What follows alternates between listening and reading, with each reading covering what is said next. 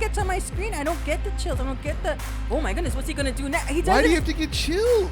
Then don't tell me they're presented the same. Do I give you chills?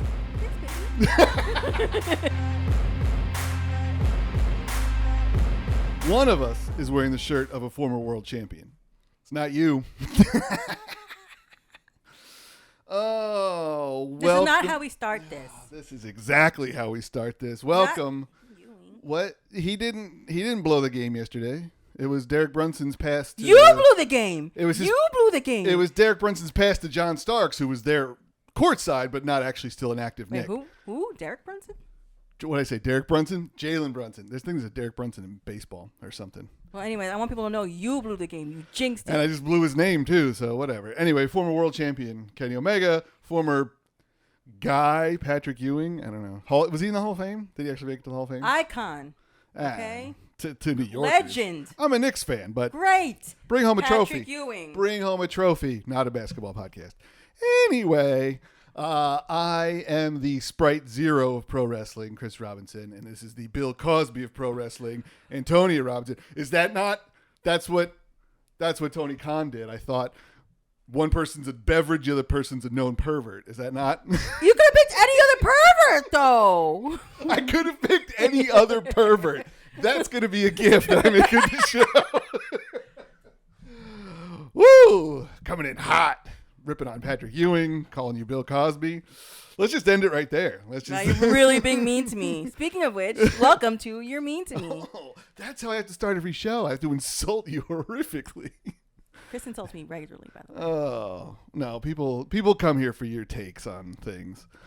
What do we got going on? We also have something at the end of the show. I don't know if we're going to do it at the end of the show or it might be a separate video. We have a taste test. We'll explain that later. But if you like taste tests, we've got something behind the Cody Rhodes action figure here. And you'll be able to hear this taste test. It's crunchy. Yeah, all right. So it's an ASMR taste test. Anyway, thank you for watching or listening. YouTube, Apple Podcasts, Spotify, and all of our social media links. Any links you need for us. Linktree/You're Mean to Me Pod. Right here. There you go. That whole thing, it's not going to be on your camera. Cool. Anyway, I got the new mic stand here, so I'm not hunched over because I was watching the videos. This is episode 10 of the podcast. We made it to 10. And for the first 9, I was like hunched over because I had this short, stubby little micro. Where is it? I had this little guy. That's not tall enough for me. I need a nice long shaft. What are you laughing at? PG brother. It's not the PG brother. Anyway, what do you want to talk about? Do you want to talk about the draft? I think people are still talking about the draft. The NFL draft? Yeah, the NFL draft. What a time it was. No, this is it's not a basketball podcast. It's not a football podcast. The WWE draft, your first one that you've kind of actually really sat down and watched, paid attention to and thought about. We put up some predictions for night 1. Night 2 was all crazy. I didn't even know where that was going. There's so many. 25 rounds. So long. There are so many people. Jake the Snake Roberts was drafted to NXT. No, yeah, I saw a lot of opinions online. I didn't think the draft was that impactful this year. People were like, oh, it was entertaining. But like, it's not supposed to be entertaining. It's supposed to kind of shake things up. It didn't shake anything up. No champions were allowed to be drafted. Groups and tag teams weren't split up. They were drafted as groups and tag teams. Very few people shifted brands. I don't feel like it did much. I think it was clearly there was the majority of the shifts were with the women, I want to say. And some tag teams. DIY went to Smackdown. New Catch Republic came to Raw. But I mean, there was some. I do think people have to remember that some, like with anything, it's also about like retaining talent, they kept saying. So I don't think you wanted to shift it too much. There's talks of trades coming up, so let's see what they do. I wasn't particularly bored. It wasn't like it was the majority of the show. And you get to bring out some fun people. Like I got to see Stephanie McMahon. I mean, yeah, it was cooler seeing the legends. The Dudleys came out. I think people Teddy Long. I mean, it's like with anything. You don't want to overhype it, and I think people expected a lot, but like you can't do too much because so many storylines are already kind of taking shape. Well, that's why the rosters don't lock till after Backlash. But I mean, coming out of the gate and saying that, no champions were switching brands, they're locked.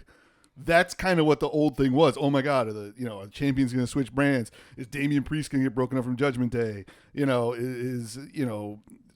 our tag team's going to get broken up. Like, now that happens, it's like, oh, Nia Jax's on SmackDown. Cool, because she lost to Becky Lynch a bunch, so there's no reason for her to have a title shot on Raw anymore. So, okay, now she can go after Bayley if Bayley's still a champion. But I think people also got a little bit of what they were saying. Like, people are also like, oh, now we can see Cross and his guys no longer battling the Pride, and we can also That took 6 months, yeah. We don't need to see LWO and Fantasma Legado de Fantasmo. Close enough. Each brand now has their own Latino faction. Yeah, so I think it did a little bit of shaking up that kind of will appease some of the fans that are kind of got tired of the same feuds over and over again. I guess so. I mean, I am sad about Chelsea Green going to SmackDown. That's what I was just going to bring up. Chelsea Green. I can't hear that anymore. Well, they said she spent the last year or more like making Adam Pearce's life hell, and now she's got Nick Aldis, and she's all excited. And she's in NXT. She's got an NXT Women's Championship match next week. Yeah, I saw that. Against Roxy. So, I mean, also seeing them bring up some of the youngins. Or Roxanne Perez. I'm sorry. I'm going to ring her on her name. Are they youngins? I don't know. They all look the same age. The youngins? Are they youngins? You're in your late 70s, so they're young. What youngins? You know, the up-and-comers from NXT coming up was good. I would say they're not youngins in terms of, Dragunov and Carmella were called Even up. those ladies started crying. They clearly didn't know. Yeah, I think that was legit surprise. Otherwise, they've taken Shawn Michaels' crying class 101. It was like, gotta think about Ric Flair, think about his career, and say, I'm sorry, I love you. Think about that when they call your name. That's what he did. Shawn Michaels, master crier. But yeah, so you never saw that match. I'm not here hating on the drafts as much as other people. No, I think that you're right. The most positive part for me was NXT. Everybody knew kind of Carmelo and Dragunov were getting called up, and now they are. And then the women were all kind of like semi-surprises. I mean, Blair Davenport, Lyra Valkyria, and I like Kiana those. James. Kiana James, who, I'm sorry, we just started watching NXT again recently. Like, we're trying to get into it because so many people from the other brands are coming there and filing it out. The Good Brothers are there. Mia Yim showed up last night. Baron Corbin's been bouncing around. So we're trying to watch NXT a little more. And but I didn't know who the hell Kiana James was. There's so many women in NXT. And they're doing a ladder match for the Women's North American title at Battleground. So they're finally going to that's cool. Get that going. And hopefully that'll, like we've talked about in the past, that'll kind of prove of concept that mid-card women championships, singles championships can flourish, can happen, and need to happen on Raw and SmackDown. Yeah. So I don't know. I think it's... So you didn't hate it? I didn't hate it. I think it's fun. I think expecting a lot of change and then seeing a lot of things kind of stay the same is also not a bad thing. Like, oh, it's nice. I can still watch. But I mean, seeing Cody on SmackDown is going to be different for me. That's probably the biggest adjustment for me specifically. But I'll let Triple H know that you're going to have a rough time. It's going to be a while before you can really all right, he's on SmackDown, I guess. A lot of blues. A lot of blue and white. You got to pay attention every Friday now. Got Corey Graves and Wade Barrett instead of Michael Cole and Pat McAfee. All right, so yeah, I'd grade it a C. I was about to say a 7 out of 10. So yeah, 7 out of 10. I'm around the same. Good, not great. Didn't really shake things. That's the one thing though. They tell shaking things up. It didn't shake anything up. You can't say that. It moderately shifted things appropriately. But that's not a good tagline. Yeah. So. We're gonna moderately shift things appropriately. Water spit, that kind of thing. All right. So what else is going? There's a lot going on in wrestling. A lot. I think the biggest thing, which our good buddy Paul Morales tweeted at me as soon as after it happened, and was like, "Did you guys record your podcast yet?" And I was like, "Yeah, we recorded it last night." But we're gonna get to that because we're gonna kind of roll into that because one of the debates I saw this week that I wanted to talk about because it just kind of goes along with everything we've been talking about the last few weeks is the presentation comparison of Kazuchika Okada in AEW to Tama Tonga in WWE. Yeah. Two guys who spent the last decade in New Japan. Okada definitely on a different level. But people are saying that Tama Tonga's had a stronger presentation out of the gate than Okada. Correct. And I think that's that's nuts. Oh, I disagree then. Vigorously or? I mean, I don't want to keep going Okada's got a title. They put a title on him almost immediately. And he's with the Bucks. And he's in the Elite. And he's in the main event angle. How is that? Tama Tonga's just a hitman. Tama Tonga slid into Solo's role as the tough guy. Hold on. Yeah, he's just, but he doesn't have to, I don't understand why you think presentation means like you need to put a belt on him right away. We need to see him in a match where he's doing all this other like. People acted like they made him the new Roman Reigns. I'm like, he's the new Solo Sikoa. He's the silent hitman of the Listen, group. WrestleMania's here to electrify. Because Solo went to Men's Warehouse with Michael Cole Why and are got you these new interrupting suits. me? I had a whole line. I had to get the Men's Warehouse dig in. Okay, go ahead. Anyway, WrestleMania's here to electrify. Okay, AEW's here to pacify. So. Oh, who did you steal that bullshit from? Kendrick Lamar. Oh. So. Why? Go ahead. So I don't understand why you think it has like presentation is about you're putting a belt on him, you're strapping a rocket. Tama Tonga's coming out. It's like, no, first of all, the Continental Championship's not a rocket. Keep going. But it's all about I like the what's going. I like the mystery around him. Like, where he come from? What's he doing? Where is this? He's part of a whole other storyline where now he's also a focal point. Every time you see him, you get little chills. I'm like, ooh, this guy's scary. He's hitting people with cars. I mean, that scene where like they were focusing on Jade and Bianca with and then they came out the back brawling. Like, that shit's insane. Triple H loves background Easter eggs. I didn't even notice it, and I saw it online. Dominic and Liv Morgan coming out of the same room. I pointed that out. Remember, I said that. You said, "Look, there's Dom." I didn't see Liv. Oh, anyway, sorry. Okay, but yes, look, I'm not saying Tom has been presented poorly, but people are saying better than Okada. I'd say it's the same. It's two different types of performers. When Okada gets on my screen, I don't get the chills. I don't get the oh my goodness, what's he gonna do next? Why do you have to get chills? Then don't tell me they're presented the same. Do I give you chills? Yes, baby. Good save. I mean, he doesn't like. I'm not like, ooh, Okada. He's been funny in the backstage segments with Alec Marvez and the Bucks, where he's had a few lines and been funny. He's been presented as a top guy. His entrance and everything is top with the money coming out and the robe, and he comes out of the middle like the Bucks. They're in this main event feud now with whatever's going on with Tony Khan, like.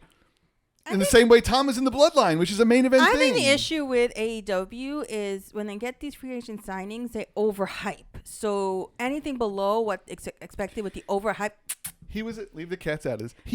Okada was a multi-time world champion. But it's overhyped. That's not overhyped. He's a multi-time world champion in New Japan. Arguably the third biggest wrestling company in the world. Okay, but I feel like it's still over. Like, you expect him to do huge things, and then they fumble because he's not doing huge things. Just because he has a title on him, he's just standing around.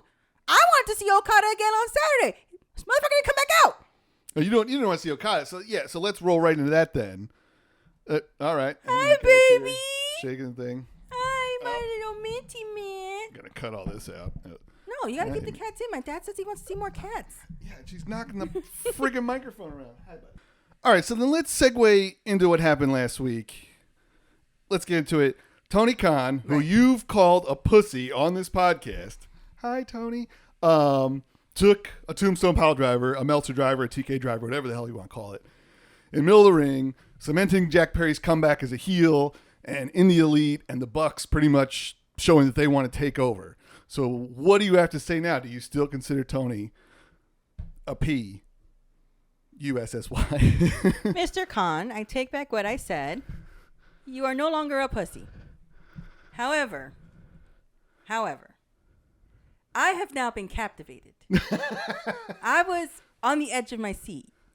Mr. Daddy Khan came out, and I was like, oh shit. Mr. Daddy Khan. Shad Khan. I was like, this is big.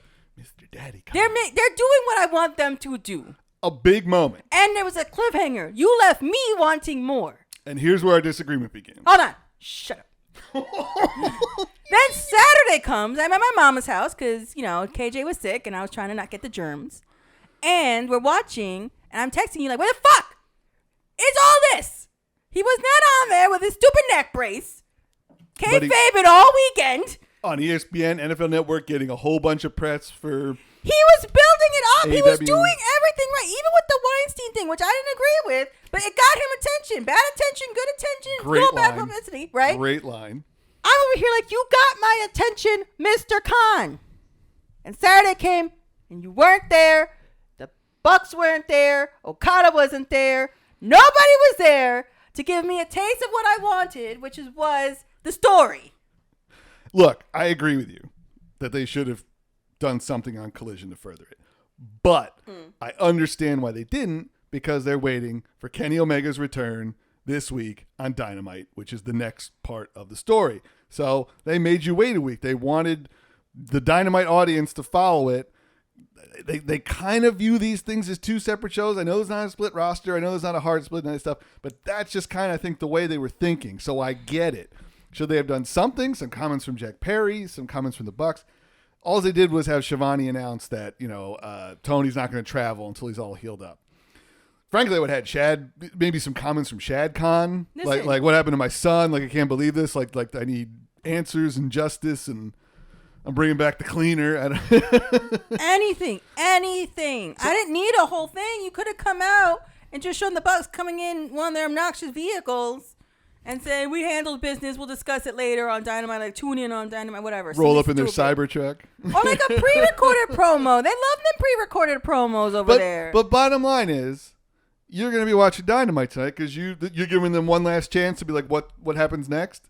Because, I mean, what if they've got this something huge planned and it just, keeps the storyline going? Are you still hooked? I am. I'm just mad that they wasted my 2 hours on Saturday. So you admit the AEW is better than no. I admit nothing. I'm a fan of both. But I want to see where this goes. Yeah.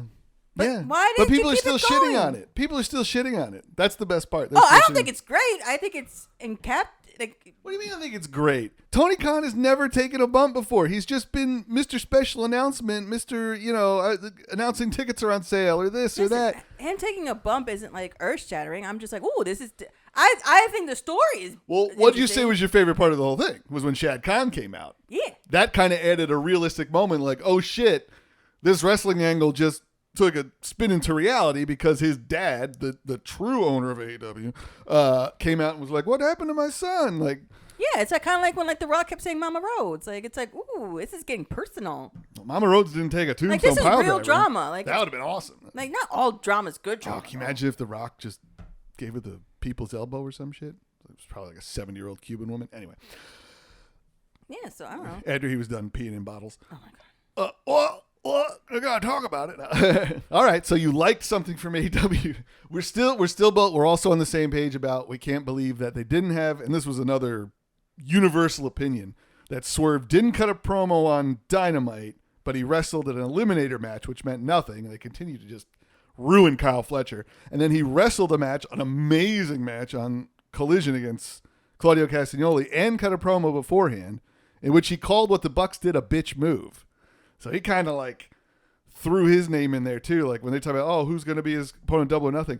I wonder if the Bucks are going to just throw Okada at him or something. I don't know. There's a lot of questions, but it definitely created more intrigue, and it makes Dynamite must see tonight. We're recording this on Wednesday.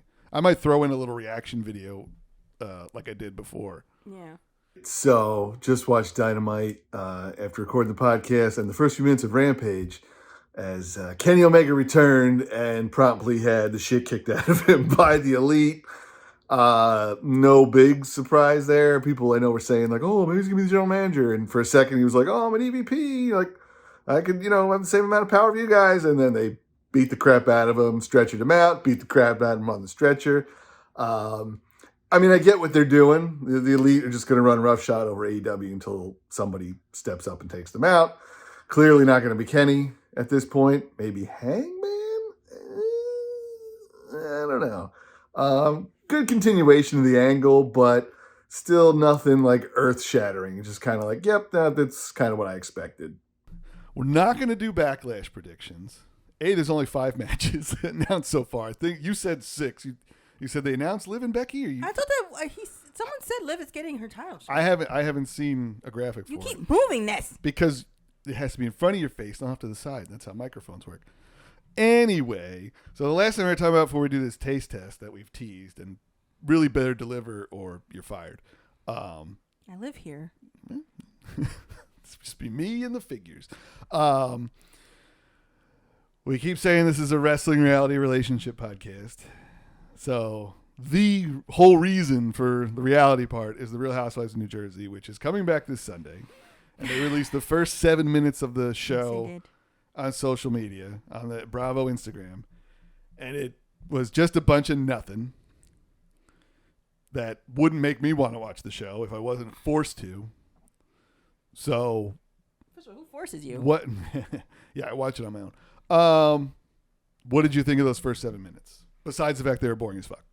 Listen, you don't. This is the formula. You said the same thing about Vanderpump. This is the formula for a new season. Yeah, Bravo doesn't know how to start a show off hot. Because it's supposed to build up to the hotness.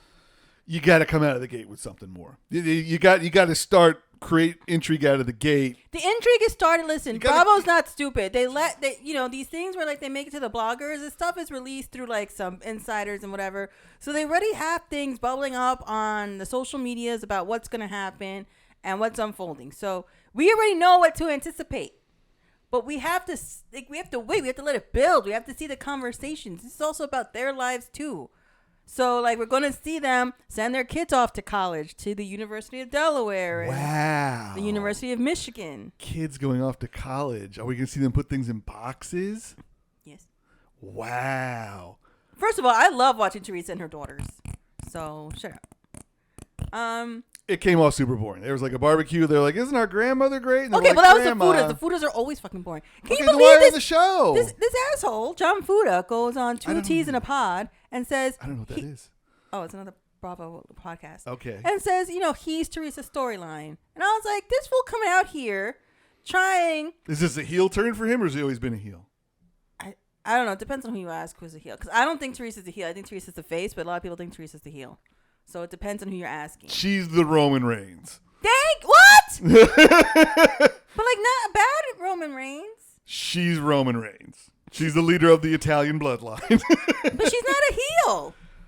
Okay.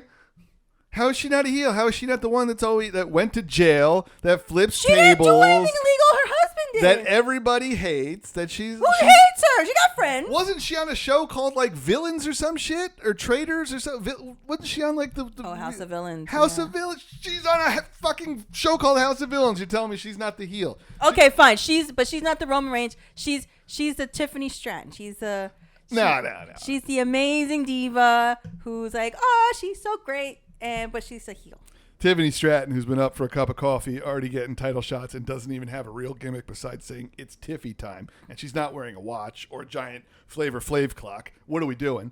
Teresa Guidice is Roman Reigns in the fact that like everybody kind of respects her and wants to see her on the show because she's such a good heel and because she's the head of the table. She's the main housewife. I like everything you're saying. I'm vibing with everything you're saying. Yes. So she's the Roman Reigns. Yes. She's the appeal. She's the draw. I'll give it to you. She's the cool heel to you.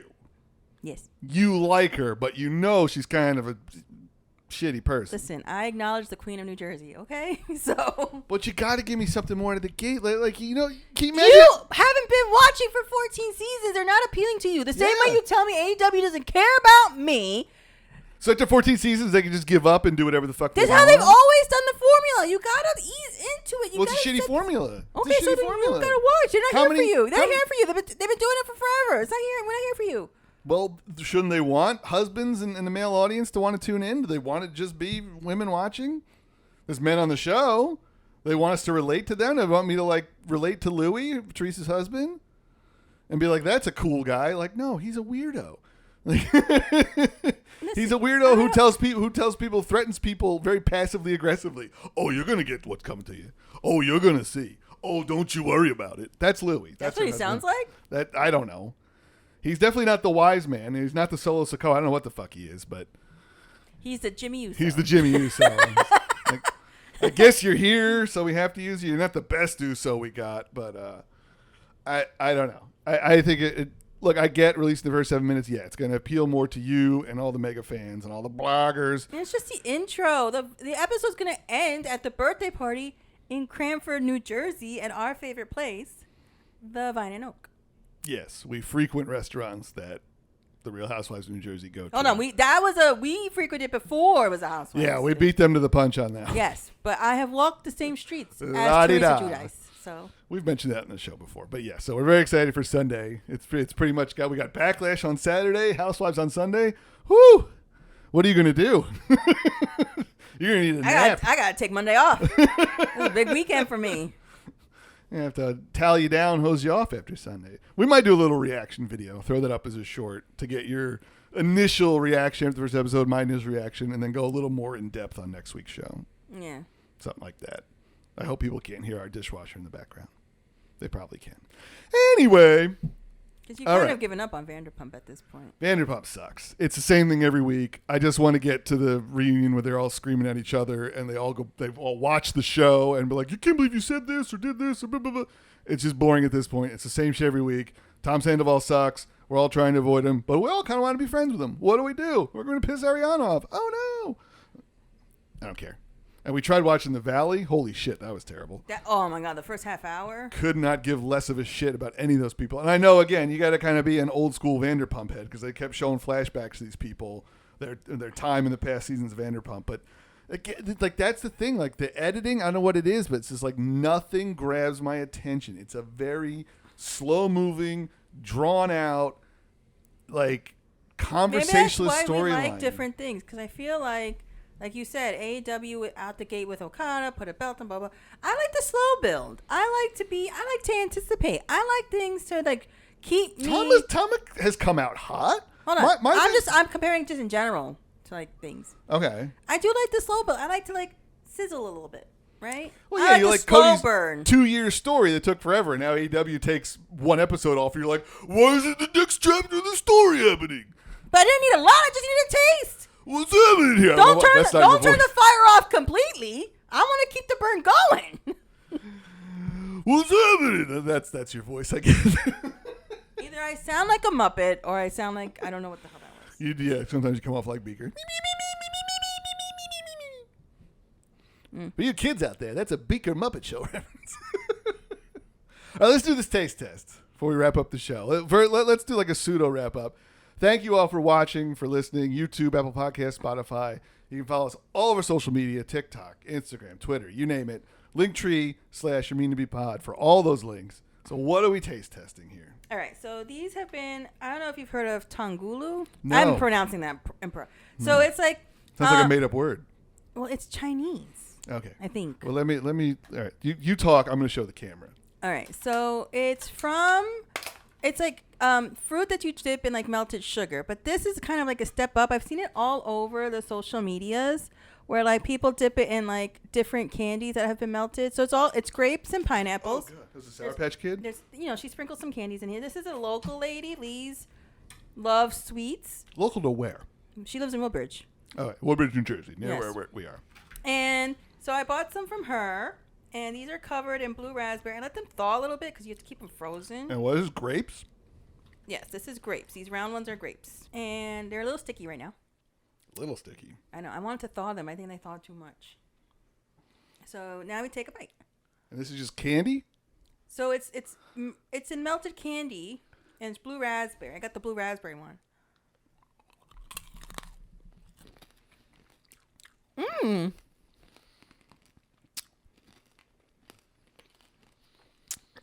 Mm-hmm. Mm-hmm. Yes. Yes, I vibe. Oh, very sweet. It's not the flavor. The flavor's fine. It's the texture of like the grape and the liquid inside the grape kind of exploding into your mouth. And you still have this hard candy and a mushy grape and liquid. Like, there's a lot going on. I think it's amazing. What else is there? Anything else? There's a pineapple over there, but it's kind of stuck. Yeah, we're not getting that shit out. All these are, yeah, we should have. It's got some Mike and Ikes and some Skittles and shit. Mm.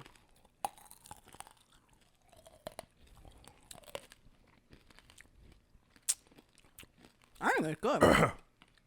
Again, the grape liquid like comes out when you don't expect it. And you gotta swallow it. You can't spit it out. All right. It's very sticky. I don't know. I mean, everybody's heard of like strawberries and chocolate. I don't know why you would need hard candy and fruit. Like, it's like, do you want to eat healthy but also need an extra dentist visit? Try Let me this. see if I can try this one. All right. It's stuck on my teeth. Yeah, because it's candy. All right. Oh, really? Is that how candy works? This is a pineapple. It's very melty right now. I'm getting nowhere. Dang. Yeah.